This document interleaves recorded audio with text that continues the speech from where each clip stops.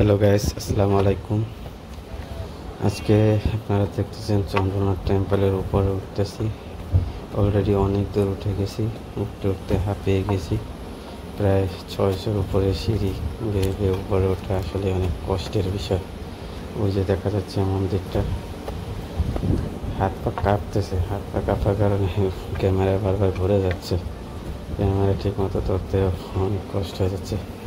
একে তো অনেক গরম, তার উপরে এত উপরে উঠে সত্যি অনেক কষ্টের বিষয়। ওই যে মন্দির দেখা যাচ্ছে, এটা মূল মন্দির না, এর উপরে আরও একটা মন্দির আছে যেটা হচ্ছে মূল তীর্থস্থান হিন্দুদের। এটা অনেকটা সাব মন্দির বললেও ভুল হবে না। তো আপাতত আমরা এই পর্যন্ত উঠব, দেন আমরা ওই বড় মন্দিরটা উঠবো। ওঠা যাক, চলেন।